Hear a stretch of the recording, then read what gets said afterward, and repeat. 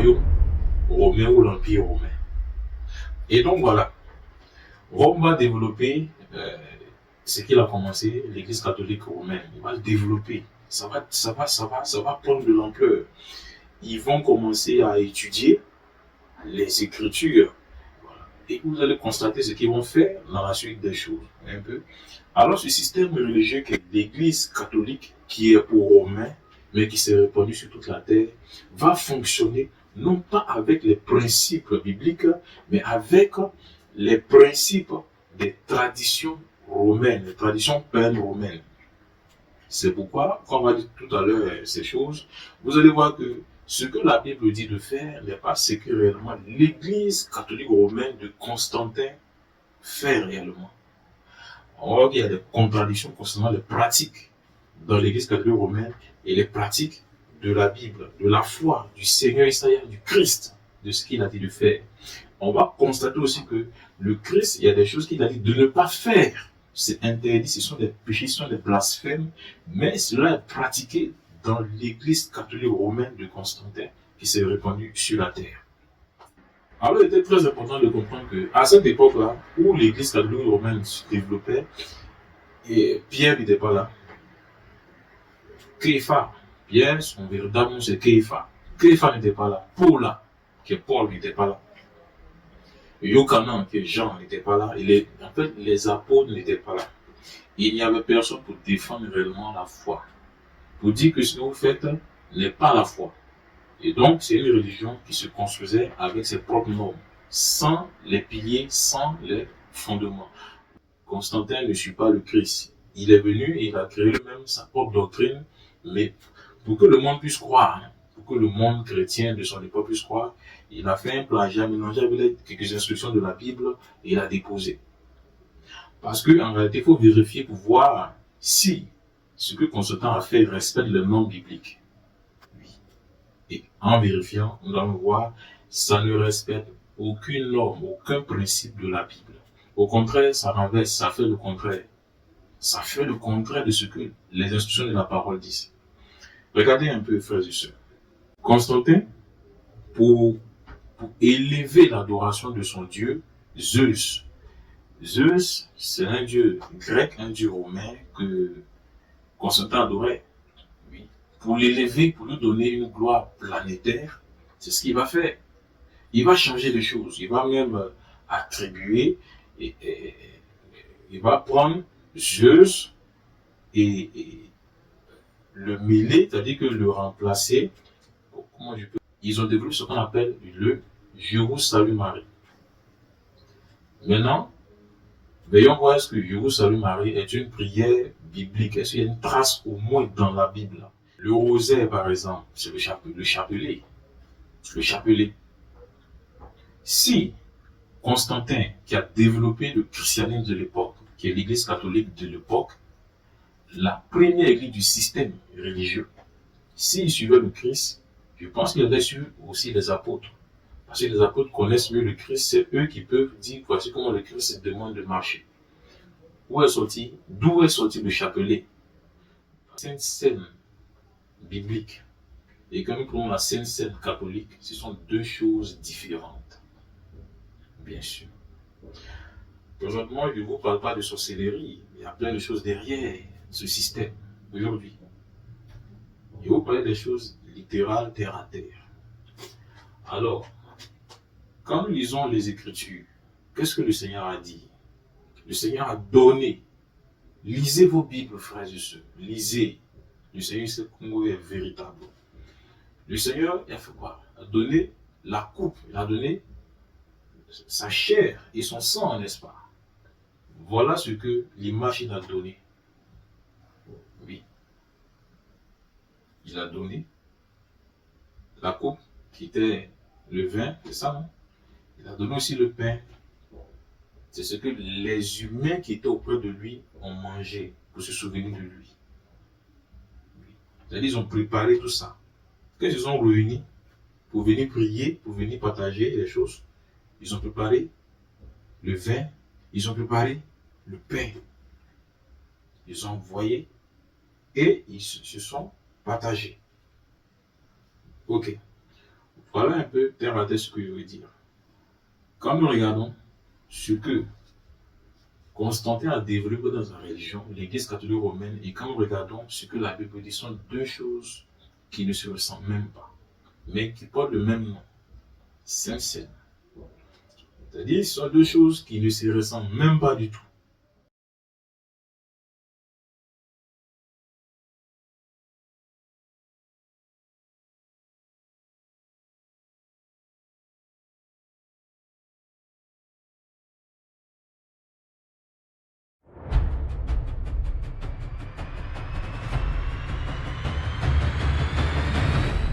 Des années plus tard, Rome, complètement guérie de sa blessure mortelle. Voilà. C'est très important, frère et sœurs, de comprendre que un peuple doit connaître au moins son passé. Un peuple doit connaître réellement son passé. Les Romains, par exemple, connaissent leur histoire. Mais il est difficile pour nous aujourd'hui de comprendre, pour les peuples africains, de comprendre leur histoire, puisque ce qui est le plus enseigné, montré au peuple moderne aujourd'hui, c'est l'histoire occidentale, l'histoire romaine.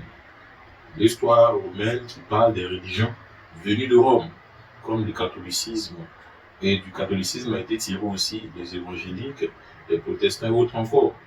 Donc il est très important de connaître ce qui s'est passé hier. C'est pourquoi il explique ces choses. Voilà. Parce que, connaissant ce qui s'est passé, on peut mieux se rendre sur aujourd'hui des doctrines qui ont infiltré l'Église aujourd'hui. Hérésie ou autre encore. Et donc, je disais que Rome s'est rétabli lorsqu'il a construit, il a développé l'Église catholique romaine. Et dans cette Église catholique romaine, on voit que ce n'est pas une Église pour la foi, une Église pour le Seigneur, puisque Constantin, c'est un païen. Voilà. Ceux qu'il a réunis au concile de Nicée ne sont pas en réalité des personnes qui connaissent la foi. Les prêtres, les archevêques, les pasteurs de l'époque qui étaient à la réunion du concile de Nicée n'étaient pas des frères dans la foi, n'étaient pas des apôtres, n'étaient pas des disciples, c'était des personnes, des politiciens ou autres encore, des chefs. Ils voulaient tous devant les choses. Donc, Constantin les a réunis, vu leur concernant un peu les éléments de la foi, il les a réunis. Et donc, ils ont décidé ce qu'ils vont faire dans l'église catholique romaine. Mais, on doit savoir une chose très importante, que cela a réuni tout Rome. Et ça a créé la paix dans Rome. C'est-à-dire, une religion fabriquée par l'homme va créer la paix dans un empire, dans un royaume qu'on appelle le royaume romain ou l'empire romain. Et donc voilà, Rome va développer ce qu'il a commencé, l'église catholique romaine. Il va le développer. Ça va prendre de l'ampleur. Ils vont commencer à étudier les écritures. Voilà. Et vous allez constater ce qu'ils vont faire dans la suite des choses. Un peu. Alors ce système religieux que l'église catholique, qui est pour Romains, mais qui s'est répandu sur toute la terre, va fonctionner non pas avec les principes bibliques, mais avec les principes des traditions romaines, les traditions païennes romaines. C'est pourquoi, quand on va dire tout à l'heure ces choses, vous allez voir que ce que la Bible dit de faire n'est pas ce que réellement l'Église catholique romaine de Constantin fait réellement. On voit qu'il y a des contradictions concernant les pratiques dans l'Église catholique romaine et les pratiques de la Bible, de la foi, du Seigneur Isaïe, du Christ, de ce qu'il a dit de faire. On va constater aussi que le Christ, il y a des choses qu'il a dit de ne pas faire. C'est interdit, ce sont des péchés, ce sont des blasphèmes, mais cela est pratiqué dans l'Église catholique romaine de Constantin qui s'est répandue sur la terre. Vous voyez un peu? Et donc ça va créer quoi? Ça va créer, on voit que ça, c'est quelque chose qui se dresse contre la réelle foi qui est là, qui est la foi du salut, qui est la foi du Seigneur des cieux, le Seigneur qui est dans le ciel, qui est venu, qui est mort sur la croix et ressuscité des morts. On voit que cette église conçue par Constantin, développée par Constantin, est quasiment ou encore en contradiction avec les Écritures. avec les ordres de l'écriture, avec les principes de l'écriture. Et donc ça va causer un problème depuis leur époque jusqu'à aujourd'hui, cette année où tu regardes cet enseignement. Et c'est très important d'ouvrir les yeux sur ce que nous disons, parce qu'il s'agit de l'éternité de ceux qui ont cru et de ceux qui n'ont pas cru. Ceux qui ont cru que Rome pouvait leur donner la foi, et ils auront leur sort lorsqu'ils vont aller au jugement. Ceux qui ont cru ainsi ou autre encore, alors c'est très important de comprendre ce que nous disons. D'avoir de la précision sur ce que tu fais, sur ce que tu as cru, dans ce que tu as mis ta foi. C'est très important d'avoir de la précision parce qu'il s'agit de l'éternité. Très important. Alors il était très important de comprendre qu'à cette époque-là, où l'église catholique romaine se développait, et Pierre n'était pas là. Képha, Pierre, son véritable nom c'est Képha. Képha n'était pas là. Paul, qui est Paul, n'était pas là. Yochanan, qui est Jean, n'était pas là. En fait, les apôtres n'étaient pas là. Il n'y avait personne pour défendre réellement la foi. Pour dire que ce que vous faites n'est pas la foi. Et donc, c'est une religion qui se construisait avec ses propres normes, sans les piliers, sans les fondements. Vous savez bien que c'est écrit, quand nous lisons dans les Épîtres, que vous devez suivre ce que les apôtres ont fait. Constantin, l'église catholique romaine qu'il a développée, ne suit pas ce que le Christ a dit, de suivre les apôtres, les fondements des apôtres. On va le lire, frères et sœurs. Dans Éphésiens chapitre 2, à partir du verset 19, 20, 21, on voit. Il dit, vous avez été édifiés sur le fondement des apôtres. Vous avez été édifiés. Vous avez été construits. Vous avez été bâtis sur le fondement des apôtres et des prophètes. Le Seigneur Isaïe étant lui-même la pierre principale, la pierre angulaire. Voyez-vous un peu ce que dit le Seigneur? Et donc, tous ont été édifiés sur les fondements.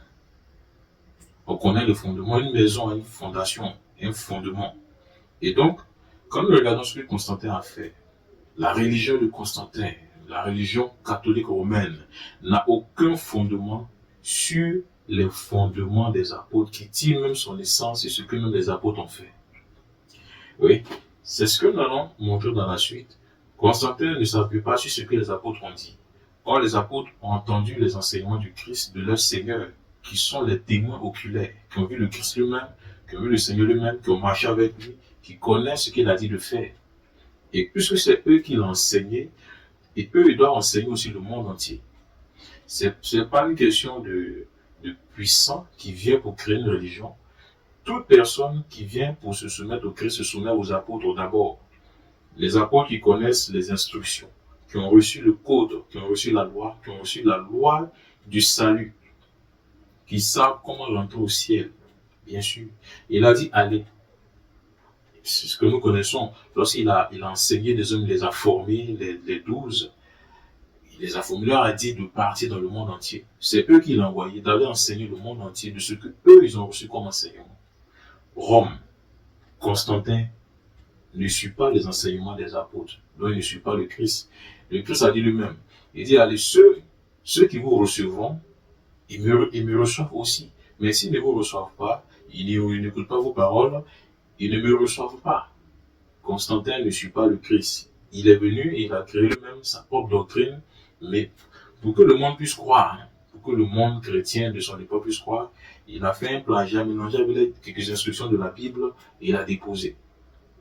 Parce qu'en réalité, il faut vérifier pour voir si ce que Constantin a fait respecte les normes bibliques. Oui. Et en vérifiant, nous allons voir ça ne respecte aucune norme, aucun principe de la Bible.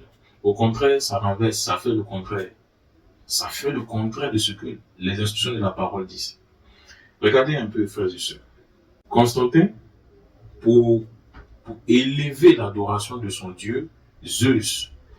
Zeus, c'est un dieu grec, un dieu romain que Constantin adorait. Oui. Pour l'élever, pour lui donner une gloire planétaire, c'est ce qu'il va faire. Il va changer les choses. Il va même attribuer, il va prendre Zeus et le mêler, c'est-à-dire que le remplacer. Comment je peux expliquer? Il va prendre Zeus et l'introduire dans la Bible pour que ça soit universel sur la terre. Bien sûr. Et c'est ce que nous voyons aujourd'hui. Constantin est celui qui a, je rappelle toujours les mots, est celui qui a développé, établi le christianisme de l'époque. Le christianisme de l'époque qui s'est développé jusqu'à nous aujourd'hui. Et donc, pour comprendre ce que nous disons, c'est à vous de faire attention, de réfléchir, de ne pas reçu des normes qu'on vous a déjà dit, parce que si vous réfléchissez, vous allez voir qu'il y a beaucoup de choses. Et pour un exemple, voilà les doctrines ou encore les pratiques de l'Église catholique qui sont anti-bibliques, c'est-à-dire l'Église catholique romaine développée par Constantin pratique des œuvres qui ne sont pas bibliques. Parce que Constantin n'était pas venu pour suivre réellement la Bible, il était venu pour créer un système pour que son royaume soit en paix. Mais le système, l'erreur, c'est qu'il a pris la Bible pour le faire. Selon lui, il n'est pas là, c'est pas un chrétien. Aujourd'hui, de son époque aussi, il pouvait se coller l'étiquette chrétien, mais ce n'est pas. Lui, c'est un roi. On connaît le roi, on connaît le comportement. Alors, nous allons voir un peu les œuvres que Rome, l'Église catholique romaine, a développées comme pratique, mais que la Bible interdit. Et donc, c'est ce qui veut dire que c'est contre la Bible, c'est contre la parole du Seigneur. Mais jusqu'à aujourd'hui, ce sont les œuvres qui sont pratiquées dans toutes les églises catholiques romaines répandues sur la surface de la terre. Et c'est très dangereux. Il y a ce que le Christ a dit. Il y a ce que Constantin a développé comme prière. Je vais dans des termes beaucoup plus simples. Lorsque le Christ est avec ses apôtres, ses disciples, il a dit, voici comment vous devez prier. Lorsque Rome est venu, Constantin est venu, ils ont développé ce qu'on appelle le Je vous salue Marie. Maintenant, voyons voir est-ce que Je vous salue Marie est une prière biblique. Est-ce qu'il y a une trace au moins dans la Bible? Puisque nous savons que nous devons suivre les fondements des apôtres. Ce que les apôtres ont enseigné, c'est ce que l'Église doit suivre. Peu importe que tu es un grand pasteur, peu importe que tu es un grand prophète, les fondements des apôtres restent solides. C'est ce qui demeure dans le ciel. Ils ont reçu les clés du royaume. C'est ce que toute personne, tout pasteur qui va naître ou qui est déjà né doit suivre. S'il ne le suit pas, c'est un rebelle, peu importe son titre, peu importe sa nomination sur la terre. Alors, Je vous salue Marie, pleine de grâce et autres encore, est une prière catholique, mais ce n'est pas une prière biblique. Si c'est la Bible qui fait rentrer au ciel, tous ceux qui font ces choses sont déjà, parce qu'un jour, le ciel va leur demander d'où il tire cette prière. C'est ce qu'on appelle un jugement.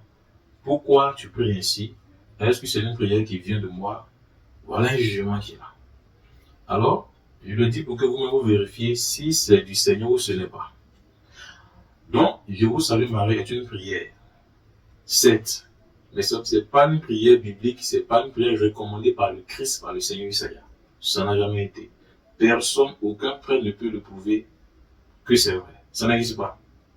Personne ne peut prouver que Je vous salue Marie et autre encore est une prière qui est biblique. Au contraire, c'est une prière anti-biblique. Ce n'est pas dans la Bible. La prière que nous trouvons dans la Bible, c'est Notre Père qui est aux cieux. Maintenant, comme je dis, à l'église catholique aussi, on dit le Notre Père. Mais, il y a des prières, on ne sait pas d'où ça vient.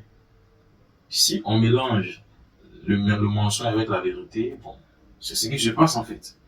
Je vous salue Marie n'est pas dans la Bible, c'est le Notre Père. Donc les deux, Je vous salue Marie qui a été inventé chez l'église catholique romaine, et le Notre Père qui est dans la Bible, et c'est le mensonge mélangé avec la vérité mélangée avec le mensonge.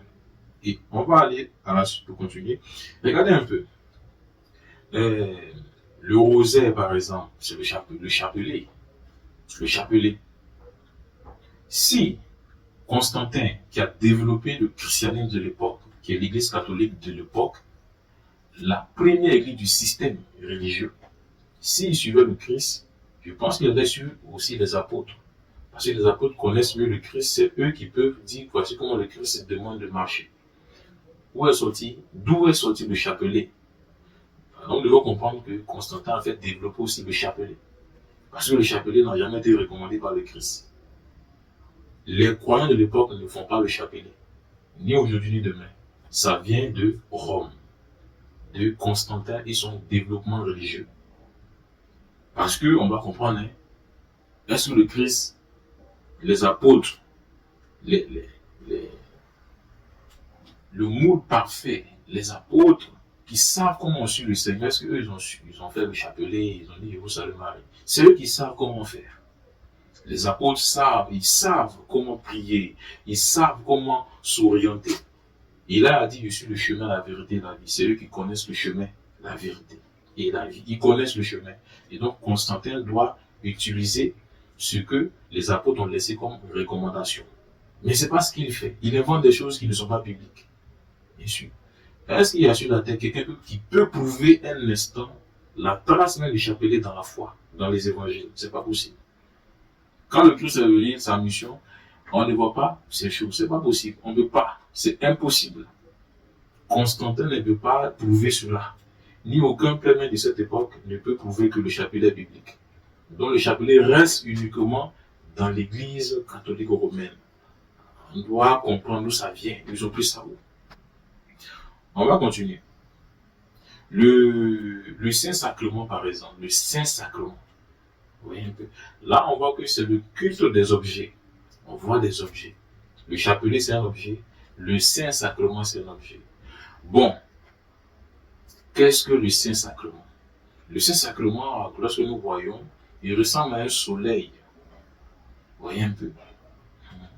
Est-ce qu'on a besoin d'une représentation physique de Dieu, comme on le dit en grec, de Dieu, du Seigneur, dans un objet? Puisque c'est dit, selon ce qu'ils expliquent, dans le Saint-Sacrement se trouve la divine puissance du Seigneur. À ce que nous sachions, nous connaissons bien les 10 commandements, par exemple, qui disent de ne pas faire des représentations quelconques des choses des cieux sur la terre. Ce qui veut dire que le Seigneur n'est pas dans les objets. Qu'est-ce que Rome fait? Qu'est-ce que Rome présente comme la foi? Rome, en réalité, développe, c'est ce qu'il a dit. L'homme entend de pratiquer sa tradition mêlée avec des choses bibliques. Le Saint-Sacrement n'est pas biblique. Est-ce que le Saint-Sacrement a une trace seulement dans la Bible? Le Christ recommande de prier qu'il est dans un lieu, il est dans un objet qu'on doit le prier. Il n'y a pas de trace. Aucun prêtre, personne ne peut le prouver. Ce n'est pas possible que le Saint-Sacrement est biblique. Ça n'existe même pas. Les apôtres ne l'ont pas fait. Les apôtres, ils prient en esprit, en vérité. Ils n'ont pas besoin d'un Saint-Sacrement. Ils n'ont pas besoin d'un chapelet. Tout se passe en esprit. Leur esprit est vivant. Ce n'est pas mort. Ils ne sont pas dépendants d'un objet. Si l'objet est brisé, se casse, comment ils font? Alors la foi est intérieure. La foi qu'ils ont est puissante. Ça ne dépend pas d'un objet fabriqué dans un lieu. Non. Constantin faisait ces choses. Si vous connaissez Constantin et sa culture traditionnelle, c'est ce qu'il a envoyé dans ce culte-là que font aujourd'hui toutes les églises catholiques romaines. Voyez-vous un peu. Et donc le Saint-Sacrement n'a aucune trace biblique. On doit demander d'où ils prennent cela. Est-ce du Christ? Est-ce de la Bible? Si ce n'est pas de la Bible, si on ne peut pas le prouver bibliquement, qu'est-ce que c'est alors? Quelle est cette œuvre? Alors moi je dis, cette œuvre vient seulement de la tradition païenne romaine. C'est eux qui l'ont basculé. Ils ont construit un temple et ils font beaucoup de choses dedans. On va continuer. C'est simplement le signe de croix, par exemple. Le signe de croix. Oui. Au nom du Père, du Fils et du Saint-Esprit. C'est un système inventé qui n'a aucune preuve biblique. Depuis qu'on prie, on fait un signe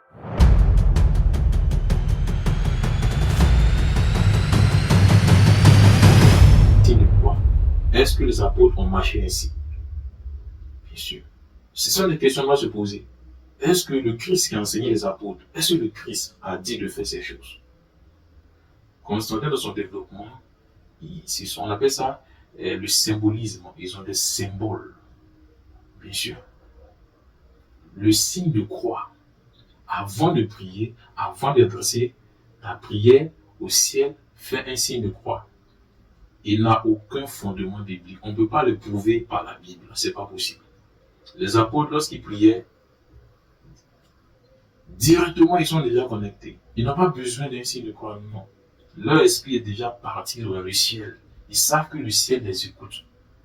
Quand le Seigneur dit, quand tu veux prier, rentre dans ta chambre, il prend des hommes, rentre dans ta chambre, ferme la porte, commence à prier. Oui. Mais l'Église catholique commence à développer des systèmes que la Bible ne mentionne même pas. Oui, le signe de croix, c'est pas biblique. Aucun prêtre ne peut le prouver aussi. Oui.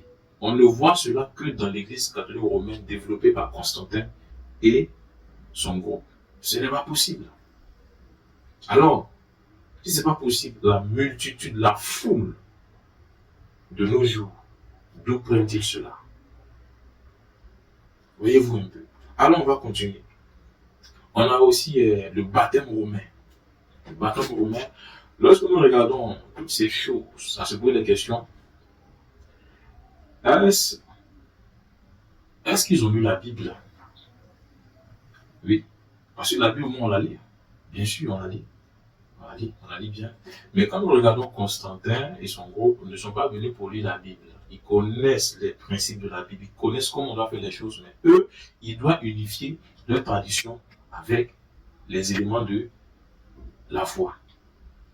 Il y a le baptême dont la Bible parle. Il y a le baptême développé au sein de l'Église catholique romaine. C'est deux choses différentes, deux baptêmes différents.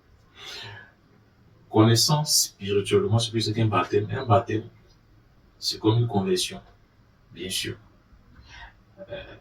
Quand nous regardons le baptême, c'est une initiation. Pour dire que tu n'es plus l'ancienne personne, tu es une nouvelle personne. Tu as été lavé. Tu as été lavé entièrement pour commencer une nouvelle vie. Oui. Ce qui veut dire que l'ancienne vie, tu viens de symboliser que l'ancienne vie est morte. Que tu es complètement lavé pour la nouvelle vie dans le Seigneur. Et donc pour cela, Jean-Baptiste, qui avait commencé le baptême, qu'est-ce qu'il faisait? Il plongeait les gens dans l'eau. Oui. Il plongeait les gens dans l'eau. Et c'est l'instruction qu'il a reçue quand il venait sur la terre, quand il naissait dans une famille, lui qui était un esprit Jean-Baptiste. Oui. Voyez-vous, frères et sœurs, le baptême, ce n'est pas de verser de l'eau. Est-ce que Rome ne sait pas ces choses? Rome, c'est ces choses.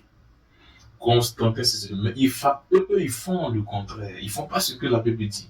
Constantin ne peut pas respecter ce que la Bible dit, puisque lui, il adore ses propres dieux. Mais la Bible est un livre puissant. Il veut l'utiliser pour régner. Et donc, il fusionne, mais il ne fait pas bien. Là où la Bible dit de plonger pour le baptême, lui, il met l'eau, on verse l'eau sur ta tête et autre encore. Ce n'est pas le baptême. Oui. Le baptême veut dire plonger. Même vous pouvez le voir dans un dictionnaire qui dit la vérité. Le baptême, c'est plonger. Immersion. On t'immerge. On te lave. C'est un symbole que tu as lavé. Dans ta tête, tu viens de mettre en pratique un symbole qui signifie que tu t'es lavé de ta souillure, de ta vie passée pour une nouvelle vie. Bien sûr. La preuve, c'est que quand nous regardons sur la terre, depuis le ciel, beaucoup de personnes qui se font baptiser en versant de l'eau sur leur tête, leur vie, même qui va commencer, est beaucoup plus pire que l'ancienne. Parce qu'elles ne se font pas sur ce que la Bible même elle dit. Voyez un peu. Et donc voici une chose. Est-ce que le baptême de la Bible, il ne parle pas du baptême, je ne parle pas du baptême d'une religion. L'autre vont dire peut-être qu'il parle du baptême évangélique, c'est pas ce que je dis. De ce que la Bible elle dit, des Écritures. La Bible dit de se baptiser comment? Est-ce que c'est ce que Rome a décidé de faire? Est-ce que c'est ce que Constantin a voulu que les églises qui sont à lui fassent? C'est la question, et réfléchissez-y, et posez-vous des questions, c'est très important. Mais quand nous voyons, ce n'est pas cela. Constantin avait ses propres idées, ses propres projets. Voyez-vous un peu. Et donc voilà. il y a plein de choses que nous pouvons parler. On peut parler aussi, faut d'abord conclure, savoir que le baptême dans l'église catholique des Romains est différent de ce que la Bible dit, de ce que Jean a fait, de ce que les apôtres ont fait. Les apôtres ont baptisé, n'est-ce pas? Jean Baptiste a baptisé, n'est-ce pas? Eux, ils n'ont pas baptisé comme Rome a fait. Rome aussi, ils connaissent le baptême. Quand Jean Baptiste baptisait, les Romains étaient là. Autant les Christ, les Romains étaient là. Et ils connaissent véritablement le baptême. Mais ils ne le font pas. Ils ne font pas le baptême de la vérité. Voilà. Quand nous prenons d'autres éléments comme Marie, parce qu'en réalité, les hommes qui viennent chercher le ciel doivent au moins suivre, au moins le guide que le ciel a donné. Tu vas aller au ciel, tu veux suivre le ciel, mais suis ce que le ciel t'a donné. Qu'est-ce que le ciel t'a donné dessus? C'est la Bible. On va voir est-ce que le Seigneur demande un instant de prier une femme, de prier quelqu'un d'autre. Il y a un intermédiaire entre l'homme et lui. On va le voir. Mais ce que nous devons comprendre, Rome, ils ont fait cela. Ils ont créé un intermédiaire. Parce que ce que la Bible dit qu'il n'y a pas d'intermédiaire, c'est le Seigneur, Isaïe seul qui est intermédiaire entre les hommes et Dieu, et le ciel. Le Seigneur, il y a tout puissant. C'est ce que nous devons comprendre, frères et sœurs. Il n'y a pas d'intermédiaire entre l'homme et le Seigneur, que celui qui s'est sacrifié pour eux. Oui. Enfin, l'idéologie, c'est de comprendre. L'homme qui est pécheur, qui est destiné à l'enfer, il n'y a que celui qui s'est sacrifié pour lui, qui peut être intermédiaire entre lui et le ciel. Oui. Mais Rome a développé une idée qui est, ce n'est plus le sacrifié, mais il a mis plutôt une femme. Et nous, la femme, là, est l'intermédiaire maintenant entre l'homme et le Christ. Et le Christ est l'intermédiaire entre tout cela et le ciel, le Père. En le disant, Rome a développé un système. Le développement, on devait le comprendre. Pour comprendre le développement, on devait comprendre d'abord ce que l'Évangile dit et comparer ce que Rome a dit. Oui. Rome dit et précise encore que entre l'homme et le crucifié, le Seigneur Isaïe, il y a Marie qui est là. Oui. Et entre le Christ et les hommes, on trouve Marie, c'est vrai, et le Christ, le Père. Ce n'est pas la vérité. Ça, ce sont des idées qui viennent de Rome en s'appuyant sur leur déesse, par exemple. Parce qu'en Rome, ils adorent beaucoup de dieux, des déesses. Donc, ils avaient des intermédiaires selon leur peuple, selon leurs coutumes, selon ce qu'ils pratiquent. Il y a des intermédiaires entre eux et des esprits. C'était des déesses, il y avait des déesses. Au milieu d'eux naissaient des personnes un peu étranges. Oui. Connaissez ce peuple romain et regardez bien ce qu'ils ont développé comme religion planétaire. Rome n'est pas une religion, ne connaît pas la foi. Rome, c'est une religion dans laquelle se trouvent beaucoup de choses par lesquelles vous devez faire attention ou réfléchir. Le Christ revient, le Seigneur revient, mais je vous dis la vérité, il détruira tout ce qui n'est pas de lui, mais auquel on s'appuie pour mentir. Bien sûr, il détruira le père du mensonge, le mensonge et les œuvres du mensonge. Faites très attention, frères et sœurs, à ce que vous croyez. C'est très important pour ne pas perdre votre salut, votre éternité. Oui. Parce que, pour ce que nous sommes en train de dire, c'est très important. Beaucoup d'hommes sont déjà partis dans le feu. C'est impossible pour eux de les retrouver et de les sauver encore. Alors, est-ce que la doctrine mariale de Marie est biblique? Il faut qu'on puisse au moins démontrer que c'est biblique pour que des hommes qui veulent aller au ciel puissent se situer, bien sûr. À cela, regardez une chose. Rome va changer le nom en fait de cette déesse. Je suis en train de parler des personnes qui réfléchissent parce que vous réfléchissez. Et donc, je dis des choses qui font réfléchir. Rome a des déesses. Oui, bien sûr. Rome adore des déesses. Et quand on lit la Bible, on a la reine du ciel. La reine du ciel. Or, nous savons que dans les cieux, ne se trouve pas de reine. Dans les cieux où se trouve le Père, il n'y a pas de reine. S'il y a reine, c'est que c'est compliqué. La reine suppose que c'est. Il y a le roi et il y a la reine. Rome a développé des idées qui ne sont pas bibliques, qui sont terrestres, qui n'ont rien à voir avec le céleste. Dans le ciel, dans le céleste, il n'y a que le Père, il n'y a pas de reine au ciel. Mais nous savons bien que dans le deuxième ciel, il y a beaucoup de reines. Le deuxième ciel, là où habitent pratiquement tous les dieux romains. Mais ouais, pour beaucoup, d'autres habitent dans les eaux, d'autres habitent sur la terre. Mais dans le deuxième ciel habitent aussi beaucoup de dieux romains, principalement aussi des déesses, eux ils appelaient la reine du ciel. Voyez-vous un peu. Et donc ils vont envoyer les déesses, toutes les déesses qu'ils adoraient sous un seul nom, Marie. Toutes les déesses qu'ils adoraient sous Marie. Et sous ce nom Marie, ils vont étendre d'autres Marie aussi. Marie de Notre-Dame de Lourdes, Marie, ils vont attribuer plein de choses. Voyez-vous un peu ce que je veux dire, frères et sœurs. Alors, pour qu'on puisse croire en Marie, au moins il faut qu'on puisse le démontrer bibliquement, qu'on peut prier Marie. Oui. Si on le démontre bibliquement, la Bible seule est le guide des chrétiens. Il doit être le guide de tous ceux qui pratiquent les religions au nom de Christ. Il doit le suivre à la lettre pour ne pas dévier. Puisque nous regardons ce que Rome fait, Rome développe quelque chose en vérifiant, on voit que c'est compliqué, ça ne retrouve pas ses repères dans la Bible. La Bible même rejette ces choses. Alors, comprenons ces choses, que c'est très important de se situer. Et donc, je veux dire ceci, que Marie, la doctrine mariale développée par l'Église catholique romaine est pour cette déesse, et que ça ne trouve même pas ces normes dans la Bible. Le Christ n'a pas ordonné ces choses. Les apôtres ne connaissent pas ces choses. Les apôtres ont prêché contre cela.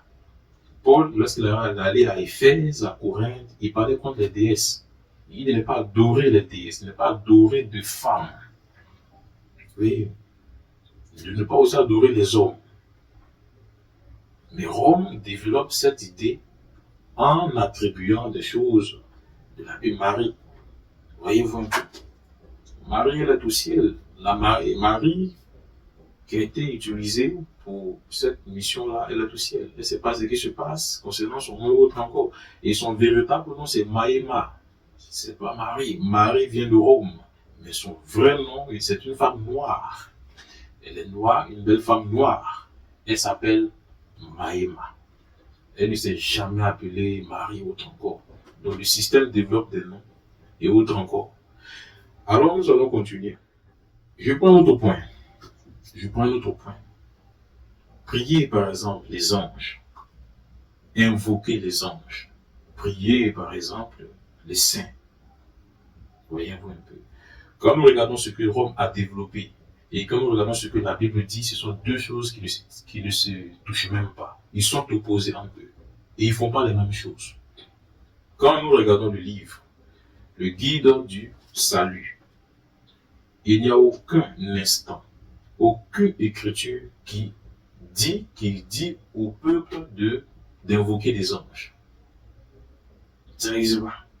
Il n'y a aucune écriture, aucun verset, aucune parole, aucun commandement qui dit d'invoquer un ange, ou de prier, même d'adresser ta prière à un ange. Et même ça dit le contraire, de ne pas prier les anges. On ne prie pas les anges. Aucun prêtre ne peut le démontrer. Aucun prêtre, personne, aucun abbé, autre encore, il ne sait pas. Personne ne peut le démontrer qu'on peut adresser une prière à un ange. Ce n'est pas biblique. Mais la Bible met l'intérêt de ne pas le faire. Alors Rome développe ces choses et les a amenées dans sa religion. Constantin a envoyé ça dans sa religion. Dans la religion de Constantin, on prie les anges, on prie les saints. On va parler de quoi? De ce que c'est que les saints bibliques et les saints de Rome. Voyez-vous un peu. Alors, frères et sœurs, c'est très important de savoir est-ce qu'on peut prier les anges. Est-ce qu'on peut penser à les invoquer? Vous savez, dans l'ordre céleste, les anges ne bougent pas il ne bouge pas sans l'instruction du Père. Quand nous lisons dans Matthieu, lui-même dit, il enverra ses anges. C'est lui qui envoie ses anges. Tu ne peux pas appeler un ange de côté pour dealer avec lui. Pour lui dire, viens me protéger. Non, tu ne peux pas le faire. L'ange, lui, bouge en fonction de son maître. Mais chez Rome, les Romains, c'est différent. Les Romains te disent, tu peux prier des anges. Bon, si tu ne peux pas te déplacer, ils prennent l'exemple à toi d'analyser. Si tu ne peux pas, selon la Bible, selon les principes célestes, si tu ne peux pas déplacer un ange, même si tu es en train de pleurer, tu souffres, tu ne peux pas déplacer un ange parce que l'ange qui est au ciel se déplace en fonction des ordres de lui, son maître. Et que tu te mets à prier l'ange. L'ange, mais je pense que ce que Rome veut faire réellement, c'est que tu pries un autre démon, un ange d'en bas. C'est lui qui va jamais se déplacer parce que il ne se déplace pas comme ça. Ta prière va se diriger vers des démons qui sont aussi des anges. Parce que Rome adore des anges. Les Romains adorent des anges, mais des anges d'en bas et du deuxième ciel. Les démons qui sont des démons, ils adorent des esprits. Quand nous regardons les murs du Vatican, par exemple, on voit des esprits, des anges qui sont accrochés. Oui. Et donc, il n'est pas possible de déplacer Michael, Makaya. Non, c'est pas possible. Makaya, il respecte. Nous savons que Makaya, c'est un archange. Satan aussi, il était un archange. Sous le nom de Lucifer, c'était un archange. L'archange Lucifer, en griffe, Lucifer, c'est un nom latin. Satan, Lucifer, le dragon, lorsqu'il était au service du ciel, on voit que c'est un archange, un ange qui obéissait. Au moment où il y a eu la rébellion, donc il n'obéissait plus au ciel. Oui. Ce qui veut dire que lui, il peut aller où il veut, jusqu'à dans le feu. Mais les autres, eux, ne peuvent pas faire ce qu'ils veulent. Et ils obéissent au maître. Maintenant, toi, l'humain, quelqu'un même devait croire que toi, tu peux déplacer Michael, Makaya, sans son maître, sans l'ordre de son maître. Ce n'est pas possible. Vous voyez un peu? Tu ne peux pas, c'est pas possible. Pour quelque chose qui est bien organisé, s'il y a il prend un exemple, tu ne peux pas venir rentrer dans une administration et trouver des employés, les prendre les papiers sans aviser le patron ou les mains, c'est pas possible. Voilà. Donc, dans le ciel, on ne prie pas les anges. Les anges, même s'ils entendent, ils ne peuvent rien faire. Les anges attendent d'abord l'ordre du maître, qui est le Père. Et il a bien précisé, soyons intelligents. La parole dit la vérité. Il dit, je suis le chemin, la vérité et la vie. Personne ne parle au Père s'il ne passe par moi. Tu peux rien recevoir si tu ne passes par lui. Qui est le Seigneur, Isaiah Congo. Tu ne peux pas, c'est pas possible. Les uns, ils le respectent. Ils vont lorsqu'on les envoie. Mais Rome a développé un système dans lequel, en fait, tu peux prier Saint Michel, tu peux prier Saint Joseph, tu peux prier les anges, Uriel, autres encore, tu peux les invoquer. Uriel ne se déplace pas. S'il est au ciel, il ne peut pas se déplacer sans l'ordre du Père, c'est pas possible. Donc il faut prier le Père. Il faut prier celui qui est dans le ciel. Jamais un ange. C'est comme tu entends de mettre en conflit l'ange et son maître. Oui, un peu.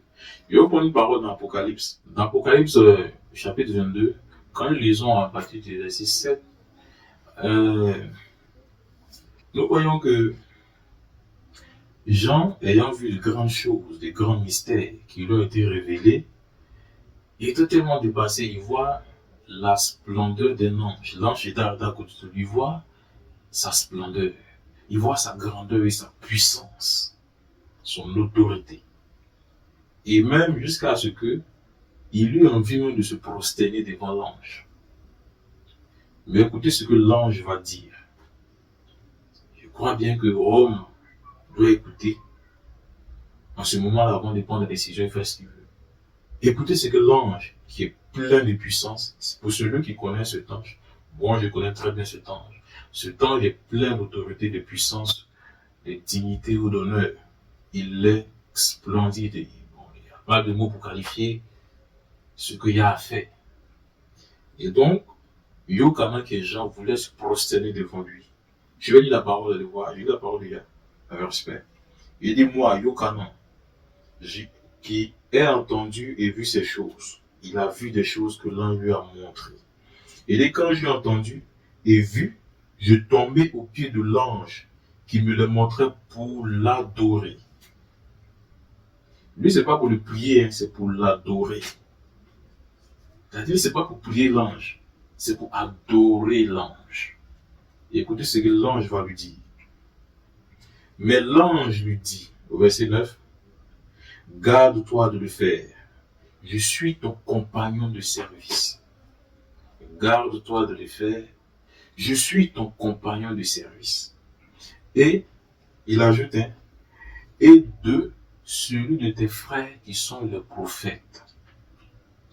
Adore Yah, c'est lui qui est le Tout-Puissant. Voyez-vous un peu. Et donc, la Bible peut te montrer, c'est pourquoi on va suivre les Écritures. C'est vrai, le système est développé, mais le système peut être une prison si on ne connaît pas la vérité qui est écrite. Oui. C'est pas une question d'intellect, c'est pas une question tu es allé à l'école longtemps, tu as eu des diplômes dans la théologie ou autre encore. C'est une question des Écritures et de l'exécution des Écritures. Les Écritures disent, l'ange même qui est splendide, dans l'église catholique romaine, on peut les uns, n'est-ce pas? Okay. Mais Jean, lui, ne le sait pas pour prier, lui, il voulait l'adorer. Il a dépassé le cadre de prier. Il voulait adorer l'ange. L'ange lui a dit non. Et moi, je ne suis pas fait pour être adoré. L'ange l'a redirigé vers Yah. Adore le ciel, adore Yah. Moi, je suis que ton compagnon. C'est moi, je t'accompagne. Mais il ne faut pas me prier. Il ne faut pas m'adorer. Mais pourquoi c'est fait ainsi dans l'église catholique romaine? Ça, c'est un ange qui lui dit, et c'est ainsi un principe dans le ciel pour tous les anges. Ils savent qu'on ne les adore pas. Ils savent qu'on ne les prie pas. Ils savent, eux, ils savent. Oui. Parce qu'eux se disent, ils ne sont pas des dieux. C'est Lucifer, Satan, et son groupe, les démons, les anges de Dieu. C'est eux qui se font adorer, qui se font prier. Ce sont des esprits déchus qui veulent que les hommes les adorent.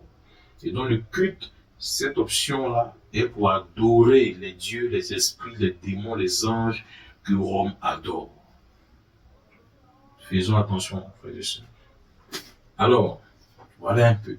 Et donc, prier les anges, c'est un défaut. Prier les anges, c'est un péché. C'est un péché. L'ange ne veut pas se reconnaître dedans quand nous disons. Il ne veut pas se reconnaître à ces choses. Il ne faut pas les mêler à ces choses. Mais quitte à mêler à ces choses, c'est un système religieux établi qui t'a mêlé à ces choses-là.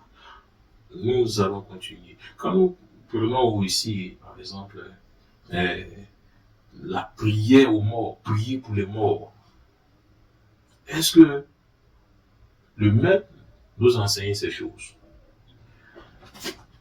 Moi, j'ai voulu des choses que je sais que j'ai vues de mes yeux, des choses auxquelles je suis témoin. Bien sûr, on ne prie pas les morts. Même si ton père est mort, ta mère, tes frères, autres encore, même si des saints autrefois sont morts ou autres encore, on ne les prie pas. Bien sûr.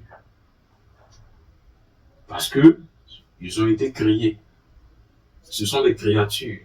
On ne prie pas la créature. Oui. Et on ne prie pas pour la créature qui est morte. On prie pour les vivants. On ne prie pas pour les morts. La Bible ne dit jamais de prier pour les morts. La Bible dit de prier pour les vivants. Ah, lorsque on commence à prier pour les morts, c'est le renversement de la doctrine. Bien sûr.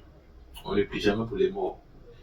Personne ne peut le prouver avec la Bible. C'est pas possible. Personne. Il n'y a aucune personne sur la terre qui peut prouver qu'on peut prier un mort pour qu'il aille au ciel. Ce n'est pas possible. Alors, quand nous allons dans l'église catholique romaine développée par Constantin, des personnes prient pour leur mort. C'est ce qu'on leur a dit. Parce qu'on leur a fait croire qu'il y a un lieu d'attente. Un lieu d'attente qu'on appelle le purgatoire, qui est encore une illusion romaine. Oui. Dans lequel on attend. Si tu pries pour ces personnes qui sont là-bas, Marie ou d'autres personnes vont intercéder pour qu'il rentre au ciel, essayant de persuader le Christ d'oublier ses péchés pour qu'il rentre au ciel. Lui qui a dit que le salaire du péché c'est la mort. Lui qui a dit, si tu connais vraiment le Fils, tu es vraiment affranchi. Il dit, tu ne peux pas aller au ciel sans passer par moi. Ceux qui sont morts, il dit, le Christ dit, tu ne peux pas aller au ciel sans passer par lui. Mais quand tu es mort, c'est une illusion pour dire que ton grand-père qui est mort, peut-être mort dans l'église catholique romaine, il va aller au ciel. Il va compter sur toi. Pour que, par toi, non pas par le Christ, hein, par toi, par tes prières, lui va rentrer au ciel. Non. Donc celui qui est mort, il pense qu'on va prier pour lui et par les prières des personnes, on va rentrer au ciel. Pourtant sur la terre, il y a des personnes, on a parlé du Christ, ils n'ont pas écouté. On a parlé du changement, de la repentance, de la sanctification, du dépouillement et du brisement. Ils n'écoutaient pas ces choses. Mais lorsqu'ils sont morts, on fait des prières pour eux.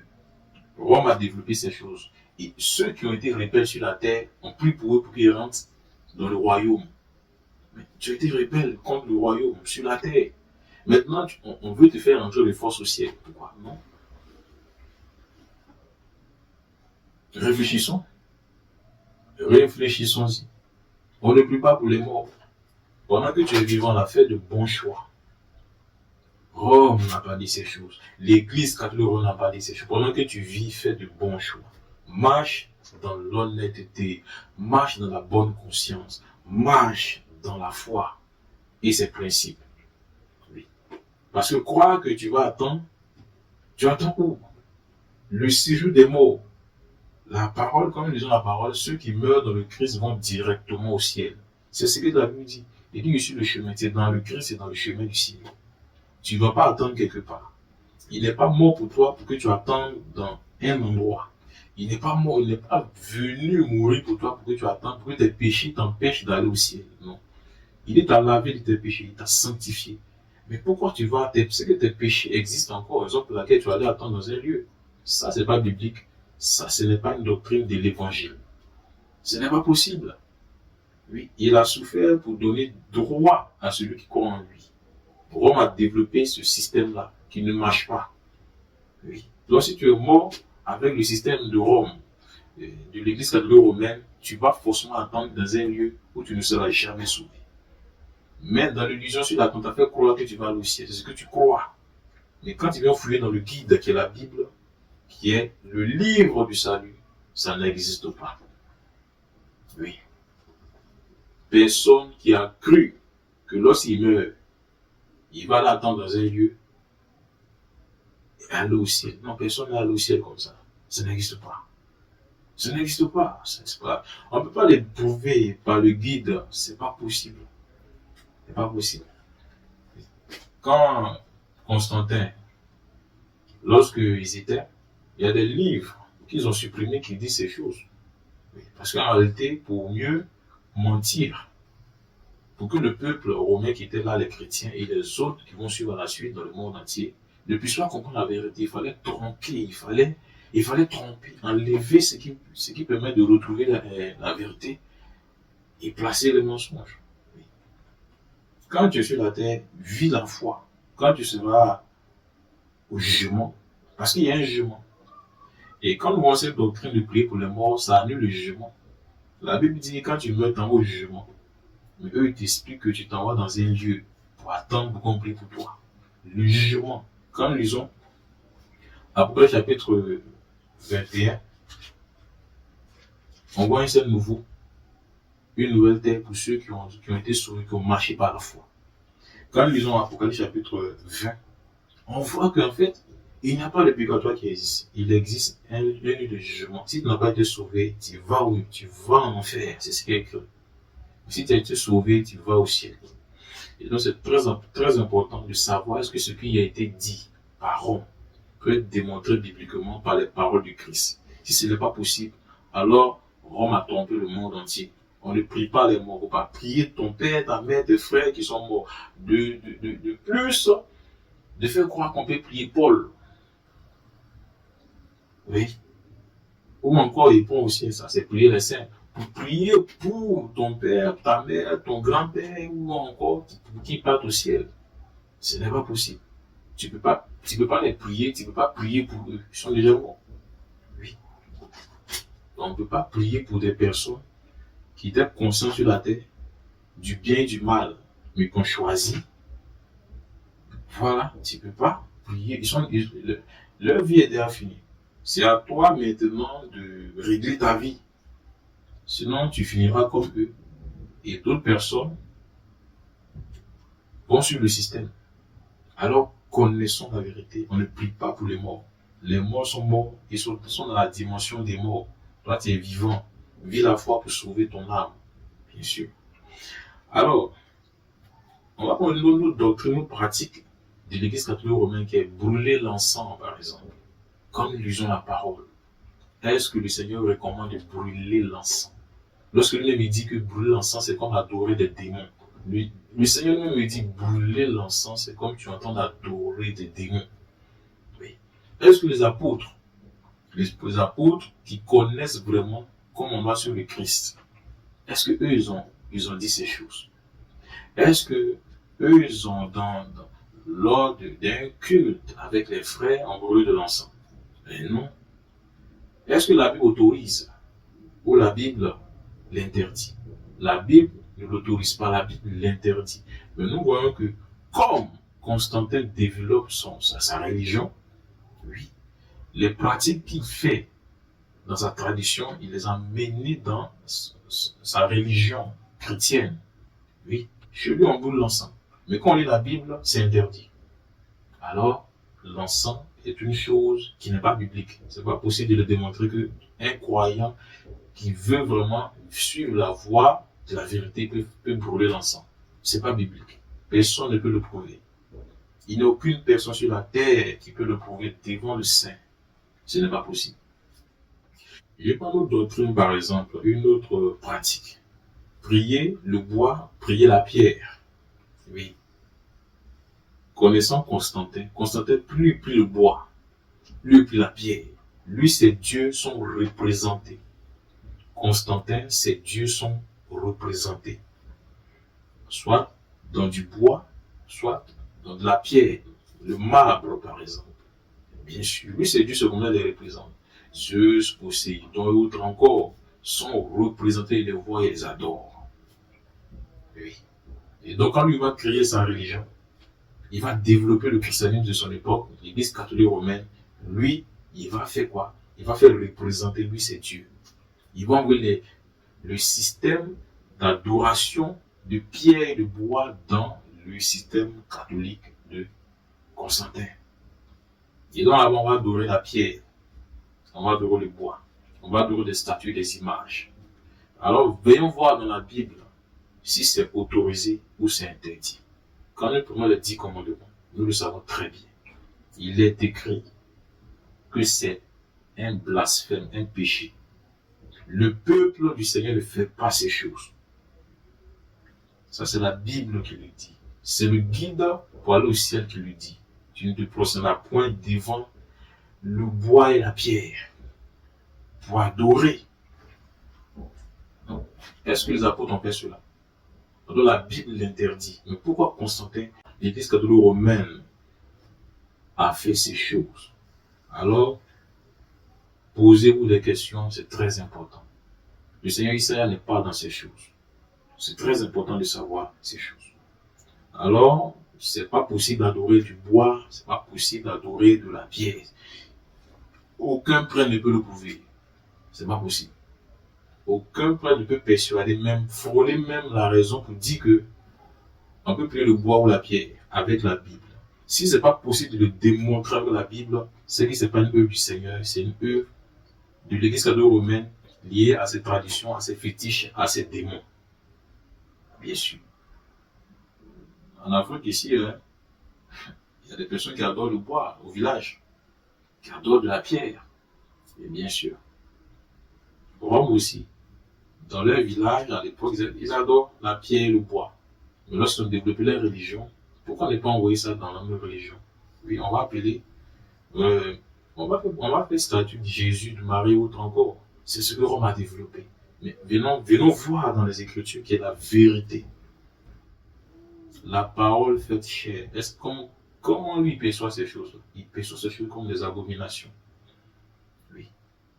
D'une œuvre des mains des hommes fabriquée, tu ne peux pas faire de ça ton Dieu. C'est une abomination devant le Seigneur. On va continuer. On avait parlé du purgatoire. En un instant. Le purgatoire n'est pas biblique. Il n'y a pas moyen de l'expliquer selon l'évangile. Selon la parole du Christ, on ne peut pas l'expliquer. Oui. Le purgatoire, selon Rome, c'est un lieu d'attente pour les morts, pour ceux qui ont été repêchés. Bon. Or, pratiquement, on voit que tous sont repêchés. Oui. Pourquoi on prie pour eux? Pour qu'ils rentrent au ciel. Comment on peut le prouver avec la Bible? Ce n'est pas biblique, la Bible ne dit pas ces choses. Il n'y a que Rome, l'Église catholique romaine qui dit ces choses. Rome dit que ces choses, mais la Bible dit que si quelqu'un est dans le Christ, il est une nouvelle créature. La nouvelle créature, changée par le Christ, lavée de toute souillure, blanchie, justifiée. Quand nous lisons Romains chapitre 8, justifiée, purifiée, va-t-elle aller attendre dans un lieu en bas, dans les lieux de la bassesse? Non. Les enfants qui ont été lavés, justifiés, purifiés ne peuvent pas aller attendre dans un lieu de séjour des morts. Lorsqu'on parle du purgatoire, même si ça existait, c'est forcément dans le séjour des morts. Voyez-vous un peu. Dans ce cas, le Christ serait mort en vain si tu dois aller attendre dans un lieu. Oui. L'évangile serait nul. Le salut n'est pas vrai. Si le purgatoire est vrai, c'est que le salut n'est pas vrai. Parce que le salut suppose que tu as été sauvé pour aller au ciel. Le purgatoire suppose que tu n'es pas encore sauvé. Tu as encore des choses à régler. Dieu t'a repêché. Le Seigneur ne veut pas que tu rentres au ciel parce que non. Pourtant, il dit, là où je suis, ceux qui me servent seront aussi. Il y a la vérité biblique, il y a le système qui est construit. Il est temps de comprendre le système. Bien sûr, le système religieux dans lequel les gens sont prisonniers, sont morts prisonniers, eux, les familles, autres encore, toute une génération perdue par le système. Parce qu'ils ont cru, ils ont financé, autre encore. Mais la vérité était sous les yeux. Ils ont eu la vérité dans leur maison. Mais c'était un livre pour eux. Pourtant, c'est le livre qu'on ne lit jamais efficacement devant eux. Mais on ouvre ça devant eux. Voyez-vous un peu. Dans le purgatoire, n'y mets pas ton espoir. Ce n'est pas biblique. Ce n'est pas biblique. Le purgatoire, c'est le séjour des morts dans lequel le Christ n'est pas. Aucune âme délivrée, sauvée par la vérité, la puissance de la vérité n'est pas allée dans le purgatoire. Ce n'est pas possible. Ce n'est pas biblique. Le Christ dit celui qui a été sauvé va au ciel. Celui qui n'a pas été sauvé, c'est lui qui va en enfer. Où se trouve le purgatoire? Alors, nous allons continuer. Quand nous regardons, voici une pratique de l'Église catholique romaine développée par Constantin qui, lorsque nous vérifions ces pratiques et que nous regardons au livre de la vérité, ces choses ne tiennent pas du tout. Et puis ces choses sont rejetées par la logique, par les principes de la foi. Le Seigneur revient. Avant qu'il revienne, il va vous dire ces choses. Bien sûr. Il va vous dire ces choses pour ceux qui veulent vraiment aller au chemin du salut. Vous savez, en un moment, le Seigneur ne force personne à être sauvé, bien qu'il le veuille. Celui qui veut être sauvé, il est dit dans Apocalypse chapitre 22, verset 11. Si tu veux être sauvé, tu vas être sauvé. Si tu ne veux pas être sauvé, tu ne vas pas être sauvé. Il lui dit dans le thème que celui qui est injuste continue dans ce qu'il fait, que celui qui est juste continue, que celui qui est saint se sanctifie encore. Il dit ces choses pour vous amener dans une justice, dans une sanctification, dans une intelligence, afin que vous compreniez qu'est-ce que vraiment la foi. La foi qui vient de ce qu'on entend. La vérité vient de ce qu'on entend et la délivrance vient de ce qu'on entend de la vérité. Bien sûr. Alors, quand nous prenons la Sainte Seine biblique et quand nous prenons la Sainte Seine catholique, ce sont deux choses différentes. Bien sûr. Présentement, je ne vous parle pas de sorcellerie. Il y a plein de choses derrière ce système aujourd'hui. Je vous parle des choses littérales, terre à terre. Alors, quand nous lisons les Écritures, qu'est-ce que le Seigneur a dit? Le Seigneur a donné. Lisez vos Bibles, frères et sœurs. Lisez. Le Seigneur sait comment il est véritable. Le Seigneur, il a fait quoi? Il a donné la coupe. Il a donné sa chair et son sang, n'est-ce pas? Voilà ce que l'image il a donné. Oui. Il a donné la coupe qui était le vin, c'est ça, non? Il a donné aussi le pain. C'est ce que les humains qui étaient auprès de lui ont mangé pour se souvenir de lui. Oui. C'est-à-dire ils ont préparé tout ça. Quand ils sont réunis pour venir prier, pour venir partager les choses, ils ont préparé le vin, ils ont préparé le pain. Ils ont envoyé et ils se sont partagés. Ok. Voilà un peu terre à terre ce que je veux dire. Quand nous regardons ce que Constantin a développé dans sa religion, l'Église catholique romaine, et quand nous regardons ce que la Bible dit, ce sont deux choses qui ne se ressemblent même pas, mais qui portent le même nom, Sainte Seine. C'est-à-dire, ce sont deux choses qui ne se ressemblent même pas du tout, mais qui portent le même nom. La Sainte Seine biblique et la Sainte Seine de l'Église catholique des Romains. Sur les Romains, je crois, c'est quelque chose, j'essaie d'aller terre à terre pour des personnes qui ne savent pas lire autre encore. C'est un petit truc blanc comme ça. Rond, pour nos mamans qui suivent aussi. Rond, blanc comme ça, qu'on appelle du pain. Voilà. Qu'on met dans ta bouche et tu t'en vas. Voyez-vous un peu? On ne sait pas si c'est du pain, on ne sait pas c'est quoi. Mais la Bible ne dit pas ces choses. La Bible parle du pain. La Bible parle du vin. Quelque chose qui symbolise au moins le sang du Christ. Dans la conscience de la sainteté. Voyez-vous un peu. Alors, dans les églises romaines, c'est différent. Il n'y a pas le symbole du vin. Ce n'est que le prêtre ou l'abbé qui prend que le vin qui va entrer en vous. Comment on peut comprendre? Ça ne suit pas les règles en fait. Voilà. Il faut suivre les règles. Lorsqu'on donne une règle à suivre, il faut suivre la règle. Il faut suivre la règle. Peu importe le nombre de personnes, il faut suivre la règle. Il faut s'organiser. Ce n'est pas les moyens qui manquent. Mais pourquoi c'est fait comme ça? C'est la question. Ce n'est pas les moyens qui manquent, mais pourquoi c'est fait comme ça? Pourquoi ça ne reste pas ce que le Seigneur nous a dit de faire? Donc la Sainte Seine catholique n'a rien à voir avec la Sainte Seine biblique. Oui. Ça n'a rien à voir. Ce sont deux choses qui se passent de façon différente. À vous d'y réfléchir. Donc voilà un peu, pour ne pas, il ne veut pas aller trop loin sur ça, mais ce sont deux choses différentes qui n'ont rien à voir. Ce n'est pas la même chose. Qu'est-ce qu'ils font? Qu'est-ce que la Bible dit? On va continuer. Et donc, les demandes de messe, ou encore, il y a plein de pratiques dans l'église catholique, il y en a plein. Hey. Toutes ces choses ne sont aucune mentionnées dans la Bible comme pratique des saints, pratique des enfants de Yah, pratique de ceux qui vont au ciel. Toutes ces choses que dont nous avons parlé ne sont pas bibliques. La Bible ne te dit pas de le faire. Oui. L'eau bénite, par exemple, il prend plein de choses, l'eau bénite. Toutes ces choses, ça n'existe pas, ce n'est pas la vérité. Que ce soit l'eau, que ce soit l'huile, ce ne sont pas des choses que la Bible nous demande. Oui. Il n'y a pas de l'eau qui te bénit. Il n'y a pas de l'eau, quelque chose qui est physique, de l'eau qui te bénit. L'eau te sert de rafraîchissement et de boire.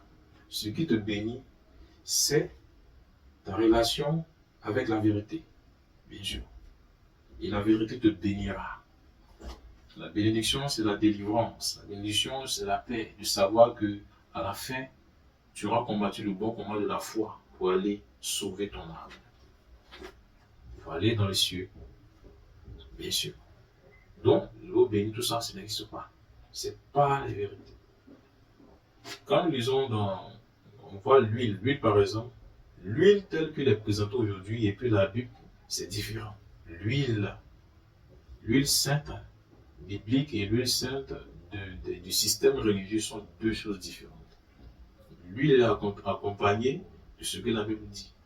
Voyez-vous un peu, et donc les doctrines qui sont. Vérifiez vous-même. Est-ce que la Bible dit de faire? Ou la Bible l'interdit? Si la Bible l'interdit, tu dois l'interdire aussi de ta vie. De le cas contraire, tu seras un jour devant le Seigneur sans excuse. Bien sûr, sans excuse. Sans excuse. Les hommes doivent arrêter d'idolâtrer les objets. Ils doivent arrêter d'idolâtrer les systèmes. Non. Allez à la vérité. Ne fuyez pas la vérité. Ceux qui fuient la vérité trouvent le mensonge. Il n'y a que deux choses sur la terre. Deux choses uniques sur la terre. La vérité et le mensonge. Si tu fuis la vérité, tu trouves le mensonge. Tu fuis le mensonge, hein? Si tu as fui le mensonge, tu trouves la vérité. Si tu es au milieu, à la fin, tu vas à gauche. Bien sûr, il faut être dans un camp. Si tu fuis le Seigneur, tu trouves le diable. Si tu fuis le diable, tu trouves le Seigneur.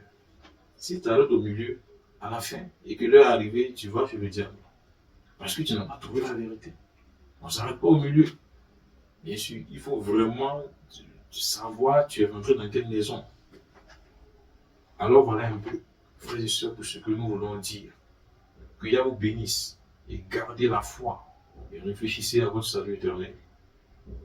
Salah, frères et sœurs.